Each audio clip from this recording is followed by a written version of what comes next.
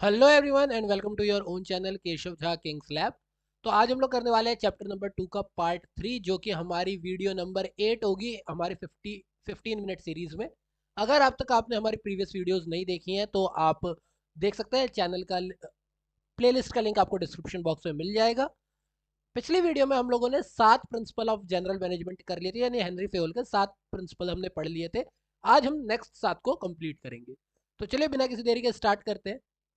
देखिए, मैंने एक और चीज आपसे कही थी कि एक तो आपको intro of Henry Fayol, Henry Fayol के बारे में आपको 3-4 बातें पता होनी चाहिए। वो मैंने आपको पिछले वीडियो में बताई हुई है, आप लोग उस पर ध्यान दीजिएगा कि वो एक माइनिंग इंजीनियर थे। उन्होंने फ्रेंच माइनिंग कंपनी में काम किया था। 1888 में वो वहाँ के मैनेजर बन गए, मैनेजमेंट में चले गए थे, जिसकी वजह से उन्होंने 14 प्रिंसिपल ऑफ मैनेजमेंट कहे, इसको general principle of general management भी कहा जाता है और इसीलिए उनको फादर ऑफ जनरल मैनेजमेंट भी कहा जाता है। एक तो हेनरी फेयोल का आपको इंट्रोडक्शन याद रखना है। दूसरा, मैंने कहा था कि आपको सारे प्रिंसिपल इन सीरीज आने चाहिए कि पहला कौन सा है, दूसरा कौन सा है, तीसरा कौन सा है, चौथा कौन सा है। तो प्लीज इस पे आपको ध्यान देना है, क्योंकि वाइवा के पॉइंट ऑफ व्यू से ये बातें बहुत इंपॉर्टेंट हो जाती है। क्लियर? तो आज हम लोग करने वाले हैं अपना eighth, which is centralisation and decentralisation. देखो, सेंट्रलाइजेशन का मतलब क्या होता है कि अलग अलग लोग हैं, लेकिन डिसीजन लेने की पावर जो है वो किसी एक के ही पास है। हर इंसान डिसीजन नहीं ले सकता है, एक ही इंसान ने डिसीजन लेगा, डिसीजन यही लेगा। ठीक है, ये होती है सेंट्रलाइजेशन की, डिसीजन कोई एक इंसान ही लेगा। लेकिन जब हम अपनी अथॉरिटी को, थोड़ा सा नीचे ही कर देता हूँ, यहाँ से दिखा देता हूँ, कि जब हम अपनी अथॉरिटी को अलग अलग पार्ट में बांट देते हैं, यानी कि हमने कहा तू भी कि एक काम करो, प्रोडक्शन से रिलेटेड तुम ले लो, सेल्स से रिलेटेड तुम ले लो, एडवर्टीजमेंट से रिलेटेड तुम ले लो। जब हमने अपनी अथॉरिटी के साथ थोड़ी थोड़ी पावर डिस्ट्रीब्यूट कर दी डिसीजन लेने की, हमने थोड़ी थोड़ी अथॉरिटी डिस्ट्रीब्यूट कर दी, तो ये कहलाएगा डिसेंट्रलाइजेशन। डिसेंट्रलाइजेशन। जब एक इंसान डिसीजन ले रहा है, सेंट्रलाइजेशन। जब अलग अलग लोगों के पास पावर है डिसीजन लेने की, डिसेंट्रलाइजेशन। अब एक बात आपको हमेशा याद रखनी है कि कोई भी कंपनी ना तो कंप्लीटली सेंट्रलाइज्ड हो सकती है और ना ही कंप्लीटली डिसेंट्रलाइज्ड। आपको कंपनी के अंदर इसका बैलेंस बना के रखना पड़ेगा। कोई भी कंपनी कंप्लीटली सेंट्रलाइज्ड या कंप्लीटली डिसेंट्रलाइज्ड नहीं हो सकती। देखो, सेंट्रलाइजेशन का मतलब क्या है कि सारे डिसीजन मेकिंग अथॉरिटी को टॉप लेवल के हाथ में डाल देना, यानी एक के पास डाल देना। और डिसेंट्रलाइजेशन का मतलब क्या है कि एवरी लेवल पे आपको थोड़ा थोड़ा पावर को डिस्ट्रीब्यूट करना है। क्लियर? अगर हम स्मॉल ऑर्गेनाइजेशन की बात करते हैं, छोटी ऑर्गेनाइजेशन की बात करते हैं, तो वहां पर हाँ ठीक है, कंप्लीट अथॉरिटी हो सकती है। छोटा बिजनेस है तो कोई डिसीजन पावर किसी और को देने की जरूरत नहीं है, जो सीनियर है वही अपना सबऑर्डिनेट करके पावर बना लेंगे, वो डिसीजन मेक कर लेंगे, कोई दिक्कत नहीं है उनकी। लेकिन अगर लार्ज ऑर्गेनाइजेशन है तो टॉप मैनेजमेंट को सिर्फ स्ट्रेटेजिक और इंपॉर्टेंट डिसीजन लेने चाहिए, सारे चीजों के डिसीजन उसे नहीं लेने चाहिए। काम करने के रोजमर्रा के जो है कि कितना सामान आ रहा है, कितना जा रहा है, ये सारी चीजें वो मिडिल और लोअर लेवल ऑफ मैनेजर को दे सकते हैं। ठीक है? पंचायत सिस्टम जो है हमारे देश का बहुत अच्छा एग्जांपल है डिसेंट्रलाइजेशन का। ठीक है? जहाँ पे गवर्नमेंट जो है वो बड़ी ऑर्गेनाइजेशन के तौर पे अगर आप काम करते हो, तो उन्होंने डिसीजन लेने के पावर किसको दे रखे? छोटे छोटे सबॉर्डिनेट यानी विलेज पंचायत को। अगर आपको अपने गांव में कोई सड़क बनवा, कोई रोड बनवानी है, आपको कोई कुआं वेल खुदवाना है, तो इसके डिसीजन आप ले सकते हो। इसके लिए जरूरी नहीं है कि ऊपर से ही डिसीजन आएगा, आप ले सकते हो। तो सेंट्रलाइजेशन का मतलब क्या हो गया कि पूरे डिसीजन मेकिंग पावर अपने हाथ में रखना। डिसेंट्रलाइजेशन का मतलब कि थोड़ी थोड़ी पावर हम दूसरों को डिस्ट्रीब्यूट कर सकते हैं। So that is decentralisation. Next one is scalar chain. ये बच्चों का बड़ा फेवरेट होता है क्योंकि बहुत आसान है। सिंपल सी भाषा में बात ये है कि सुपीरियर और सबऑर्डिनेट्स के बीच में एक लिंक बना होता है हायर टू लोअर का। ठीक है? हाईएस्ट टू लोअर रैंक के बीच होता है, इसी को हम लोग स्केलर चेन कहते हैं। क्लियर? इसी को हम लोग स्केलर चेन कहते हैं। यहाँ पर ये बात है कि अगर जी को कोई शिकायत करनी है, तो जी जो है वो डायरेक्ट ए के पास नहीं जा सकता। जी पहले वो प्रॉब्लम एफ को बताएगा, एफ वो प्रॉब्लम ई को बताएगा, ई वो प्रॉब्लम ए को बताएगा। लेट्स से कि मेरी क्लास में किसी को कोई प्रॉब्लम है, तो क्लास मॉनिटर के ऊपर बात जाएगी, पहले मॉनिटर को पता चलेगा, मॉनिटर उस बात को क्लास टीचर तक पहुंचाएगा और क्लास टीचर देन उस बात को लेकर के प्रिंसिपल तक जाएगा। ठीक है? ये हो सकता है कि एक स्टूडेंट अपने ही लेवल के दूसरे स्टूडेंट से बात कर ले, दूसरी क्लास के दूसरे स्टूडेंट से बात कर ले, लेकिन वो डायरेक्ट प्रिंसिपल के पास जाकर के बात नहीं कर सकता है। This is one of the important point. ठीक है? The chain should not be violated but in emergency. Employ at the same level can contact through gang plank. तो सेम लेवल पे वो लोग बात कर सकते हैं आपस में, लेकिन डायरेक्टली टॉप लेवल पे जाकर के बात नहीं कर सकते। There should be a hierarchy to be followed. एक हिरार्की होती है, एक स्केलर चेन होती है, वो फॉलो आपको करनी चाहिए। ठीक है, और ऐसा नहीं है कि ये भी आप डायरेक्ट चले जाओगे, आपको इनको बताना पड़ेगा कि हमने उनसे बात कर ली है, ये आपको बताना पड़ेगा। ठीक है, अच्छा, यहां पर ये जो ऑर्डर है, बहुत सारे लोग इस ऑर्डर का मतलब समझ लेते हैं आदेश। नहीं, इस ऑर्डर का मतलब है सही तरीका। सही तरीका होता है ना, हम लोग कहते हैं प्लीज स्टैंड इन ऑर्डर, एक सही तरीके से खड़े हो जाओ। तो हम वो वाला ऑर्डर नहीं कह रहे, आदेश वाला ऑर्डर नहीं है, ये सही तरीके वाला ऑर्डर है। स्टैंड इन एन ऑर्डर यानी सही तरीके से। इसका मतलब ये है कि राइट मटेरियल राइट जगह पे हो, राइट पर्सन राइट जगह पे हो, सही जगह पे सही इंसान, सही जगह पे सही सामान।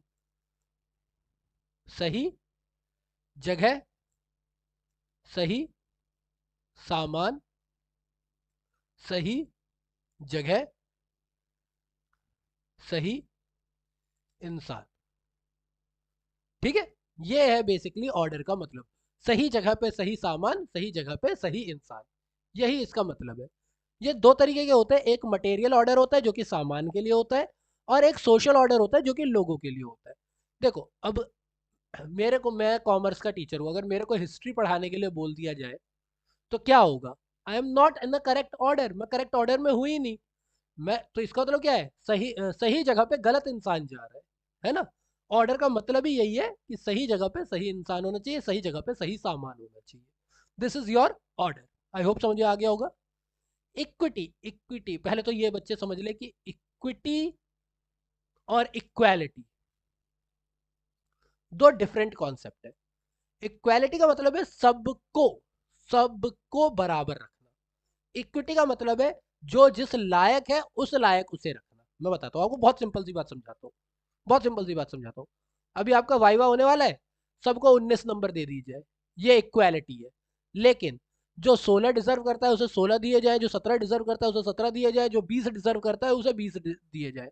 इससे कोई फर्क नहीं पड़ता कि वो लड़का है लड़की है, तमिलनाडु का है, अफ्रीका का है, इंडिया का है, दिल्ली का है, मुंबई का है, इस बात से कोई फर्क नहीं पड़ता।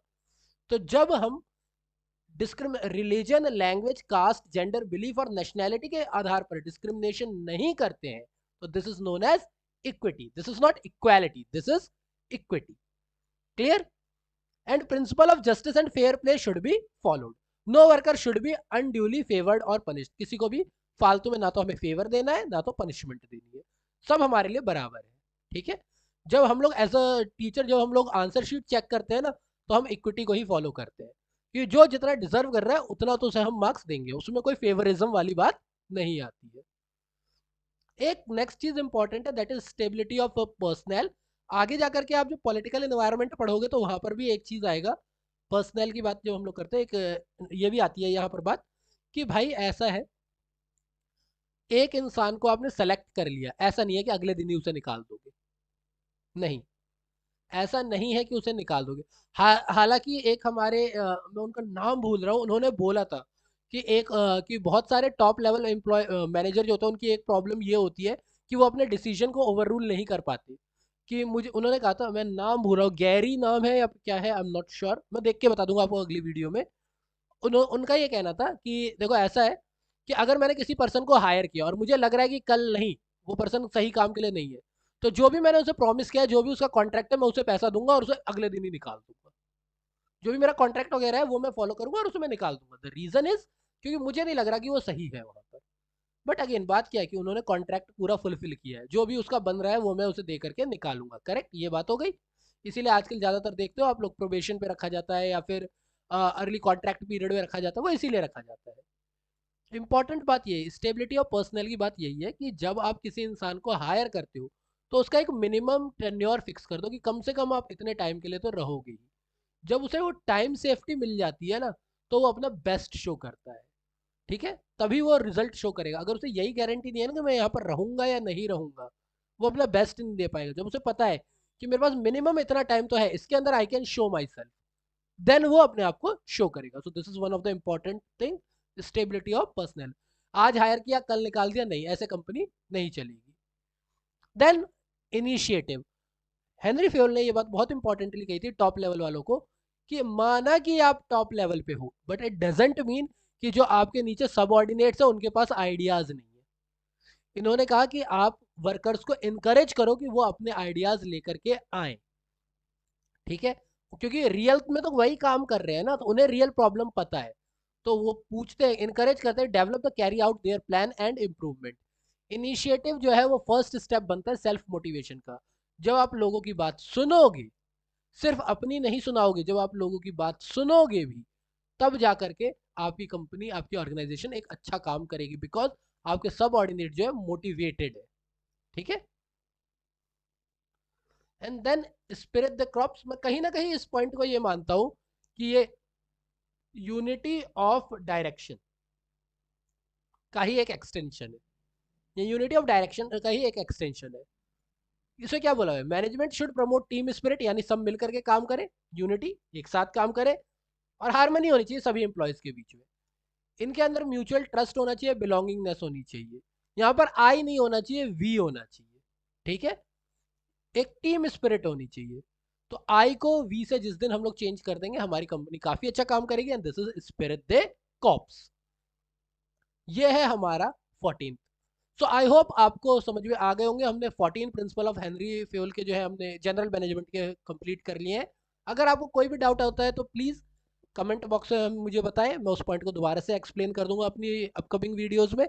और अगर आपको कोई और डाउट भी है तो प्लीज़ वो मुझे बताएं, कोई प्रॉब्लम आ रही है तो कमेंट बॉक्स में करके बताएं, मेरे लिए कोई सजेशन है तो प्लीज़ कमेंट बॉक्स में बताएं।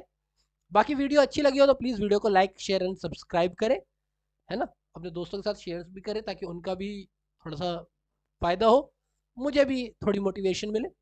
So thank you for your time.